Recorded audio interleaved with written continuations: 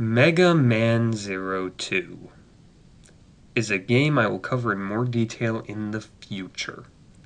I've been playing a copious amount of Mega Man Zero Trilogy. I don't acknowledge 4. That has included getting all of the collectibles in each game, minus 01 as I'm not that desperate for a cool reward. But of all the games, 02 has had me the most impressed by far. That's probably due to how much 01 I had played for the first essay, which, when you set the bar that low, nearly anything becomes impressive. Nearly. 02 had really upped the ante with the Cyber Elves, which was 01's greatest downfall by far. More variety, less grinding, interesting collection without being locked out of them accidentally. It was great. I was using the guide to find all the Cyber Elves for the sake of my sanity, and when I came upon the first factory mission, I was astonished. The sheer quality of the stage blew me away as I found more and more of its secrets, and this was easily the best stage I had played up to this point, and upon replaying the rest of the games again, except 04, I realized this was my favorite stage in the entire sub-series of the Mega Man games.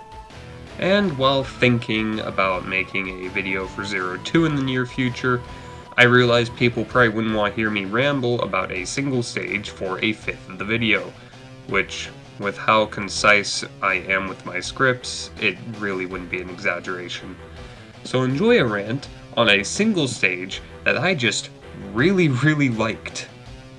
The stage is simple enough. After slashing through a few enemies, you're introduced to Telly bombs, a new type of enemy which will follow you and can be used to explode your surroundings if hit at the right angle. With that knowledge, you have to dash around a factory, destroying 4 generators in the process, which after you destroy the 4th, you fight the boss. I gotta say, I love the implementation of the Telly bombs. While I initially had sour feelings about them, after finding out some more about them, like using different weapons to help with trajectory, and also just being better at the game, they really grew on me. I think it was mostly the endgame level Fire Temple that put a bad taste of Telly bombs in my mouth, which, by God, that was a horrendous use of the mechanic, Jesus Christ. Huh. Factory level with initially annoying mechanic, later becoming one of my favorite stages? Sounds familiar for some reason. Oh well. The way this mechanic is taught to the players is also just great. Your first instinct is to slash them, which sends them flying.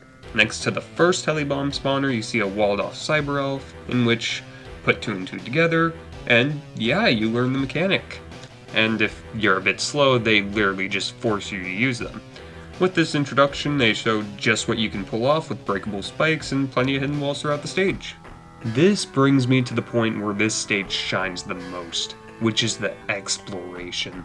Mega Man Zero as a whole, at least up until the ZX games, always had an emphasis of speed, where exploration was rewarded but never to an extreme.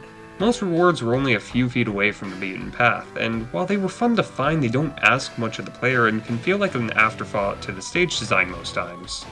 But this stage, by God, I do not know what the devs were smoking, but they went fucking crazy with the stage exploration elements. The Telly bombs? Prime for hidden walls that can be bust open by the observing eye. And while they do use this trick on 3 separate occasions, it feels quite unique each time. First, we have an enemy behind a fully enclosed wall, begging to be blown to smithereens, which is quite a nice use of visual cues. Just a bit later, we see there's a portion of the ground with a sliver of open space underneath, which you have to bait a Telly bomb over to line up the shot. Then, if you replay the stage, you might notice this segmented ceiling next to a few Telly bomb spawners, yet again waiting to be demolished. It's amazing what a few visual clues and player intuition using well-taught mechanics can do. But what would great exploration be without rewards to make it worth the trouble?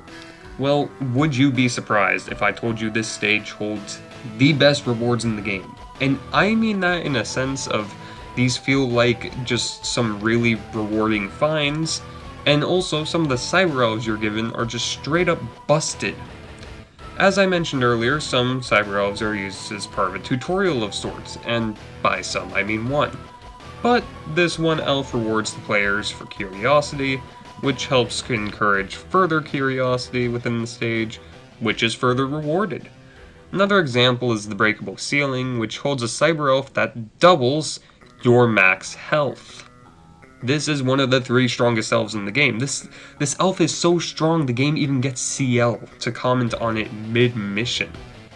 Which, I mean, honestly, this is deserving since this is one of the hardest secrets to find within the game, under reasonable conditions. Not only that, however, but these breakable walls typically lead to secret alternative paths throughout the level. While cyber elves are nice, one of the best rewards a player can be given is just being able to play more game. These new sections were quite fun, hosting a difficult Telly bomb room with plenty of E-crystals, quick falling platforms that even get used in the replay of this mission. But what astonished me? These paths held secret bosses. One of these was your typical elemental golem, but the other 2 are actually completely unique to the stage and have extremely unique arenas, which take advantage of your ranged arsenal, something rarely, if ever, seen within this series. This ranged weapon love even continues in the room where you dodge a bunch of lasers. While this secret is a bit more obscure, if you shoot these things down, more faster versions of the same enemies appear. Defeat them along with this final fast ship and you get another broken cyber elf which doubles the value of all pickups. CL even said she never seen this elf before, that's how busted it is yet again. Cool Space Invaders reference aside, what I found to be more impressive was the order you could tackle the generators. Each generator acts as a mini-boss, each one increasing in difficulty to make an intended order. And as I'm obviously implying, you can go in an unintended-ish order. If you play the level casually, you may notice a path to the side that is accessible near the end of the stage. If you come back to explore the other route, you realize you can fight these generators in a different order. This begs for even more replays in which you might discover these secret paths lead to different generators, in which you can actually take a route to basically play the whole level backwards. Well, why bother, you may ask? What would be the point of this? Well, the boss in the stage has an attack where lava shoots from the floor, although you may notice that lava only comes from specific areas on the ground, which each generator has a different setup of them. Take in the fact the boss only spawns once you kill the final generator and is not set to any specific room, it leads to varying results. Play the level normally, this attack is one of the hardest to dodge. Take the generators out backwards, however, this attack basically becomes non-existent. To reward the player in such a clever but obscure way is just pure genius in my eyes. I'm just dumbfounded that so much effort was put into a single stage, let alone one from the early game that doesn't even hold much relevance to story or anything else of the likes.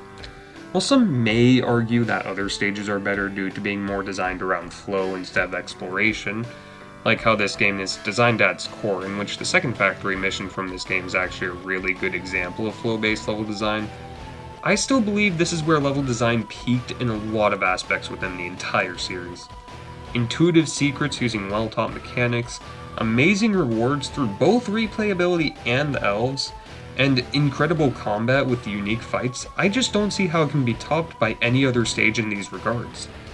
This stage alone has made me question whether I like 02 more for the stage design over 03's perfected core gameplay, which is a massive feat considering how universally 03 is praised compared to other games in the trilogy. I genuinely don't think I can express how much I love this stage, despite having just made a whole video dedicated to it. Which, like, god, this video is over 9 minutes long, how'd I get this carried away? Truly, the Mega Man Zero stage of all time.